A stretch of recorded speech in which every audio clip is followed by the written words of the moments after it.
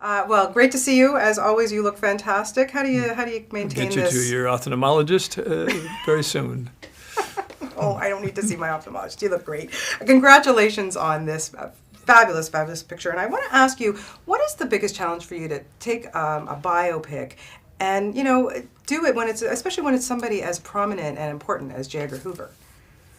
Well, biopics bring their own set of problems with them, and as far as how much you want to imitate or emulate the characters, and but Hoover was a very important character and controversial character, and so it's important to kind of get it somewhat accurate. It's the actors all pretty much studied and read every biographical piece of material they could find once they got the roles. And I think they all enjoyed it, and they enjoyed diving in on it. How much research did you have to do personally? Well, I had a really good script from Lance Black, and it was so I had to just go back and look at the material that he took it from to make sure there wasn't anything missing. And for instance, there was a speech by Nixon who does a eulogy to Hoover, and in that he had sort of paraphrased it a little bit and taken it. But when we got to doing it, we had a film clip of the actual eulogy by Nixon. So I just put that up and told the actor, I said, just do that one. So you have to vamp as you constantly take in information on the person, on the character, and on all the characters. Yeah. And listening to congressional interrogations on Helen Gandy after they wanted to know what happened to all the files, and there was a big curiosity about that. Oh, I'm sure. And she just said she boiled them. Had them for dinner. Yeah. No, she shredded them all up, and they said, "Well, why'd you do that?" She says, "Because that's what he asked me to do," and told them to buzz off from there on. Yeah. Leo just hits it out of the park. He's so fantastic in this. How did you know that he was going to be able to tackle this role? Well, I've watched him his career advance from a young juvenile to young man, and playing a lot of different kinds of roles. He desperately wanted to do this. He had a great instinct for it, and so I think anybody who wants it that bad and who's as good a performer as he is, it was to my benefit. I would have been a fool to not advance that one. He really went through the ringer with this. I mean, the makeup process, Yeah. the studying. I mean, really, to watch him work, Clint, what was it like? What impressed you most about him? Well, he did that. I mean, it was extremely helpful. He even brought his own makeup person to help construct that, and and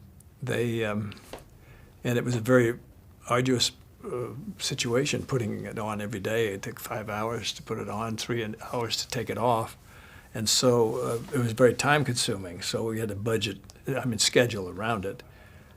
So you would be doing. We tried to save the older part to do in 1 2-week period, so we didn't go back and forth and do all the younger part first, and then.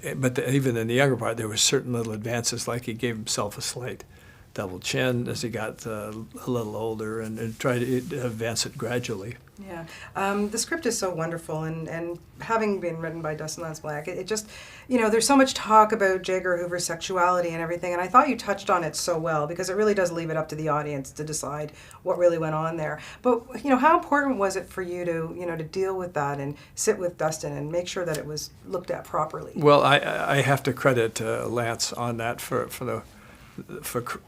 constructing it in at least on paper that way, and then they just get the actors, and we just portray it, and I relied on them to bring a lot to it, and then I bring a lot of the molding process on it, and but yeah, there is a certain unknown factor. Hoover was a mystery man. to this day. Nowadays, would he be more of a, he might even be that if he was alive today, because he just didn't trust that many people, and he trusts Clyde Tolson, who was his inseparable pal, and Helen Gandy, who was his associate, assistant secretary, and for all those years. And she was always true to, she never betrayed a confidence. Did you grow to respect him, or did you have different feelings about J. Edgar after finishing? Yeah, I respected him because he was, at 22 years of age, to create the Bureau of Investigation, later to become the Federal Bureau of Investigation, to create that and an organization that wasn't even a police force. They weren't even allowed to carry guns or anything. They were just an investigation group, and build it into what it is today is pretty phenomenal. Oh, I'd say. And this is, as a 22-year-old, I mean, most people at that age haven't formed an adulthood of some sort, you know. It's pretty amazing what he accomplished. You can't take that away from him. There's Right. a great scene, the hotel room scene with Leo and Armie Hammer, where they're arguing, and I understand that they got their fight lessons from you. You know, I told them how I thought it should be, because I thought it was certain. You know, there was a certain violence in when you really like somebody or you love somebody and you're disappointed, you get much more angry than if somebody you just don't care about at all. If you don't care about it at all, you don't give them the time of day. So they got so mad they got into a fist fight.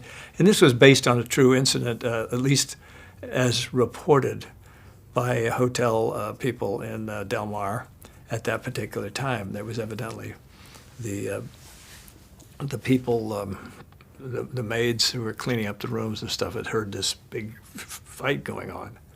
And then all of a sudden they got in there, and there was all this broken glass and whatnot. But everything was very calm. So who knows what went on? But you showed your one too. Yeah, so we showed them. I've done an awful lot of films with fighting in it, and so I gave them how I saw it. I didn't want to make it look staged or a movie fight-esque. It should just be people who are not professional fighters, and they're just grappling, and you know, as you would if you just got furious at somebody and you only had a limited amount of skill at it. Yeah, well, terrific job again, and I am so glad we're going to see you in front of the camera again. I know I asked you that last time, and you gave me my wish. Thank you so much. I know that's coming up soon. Well, maybe. Okay, Bonnie.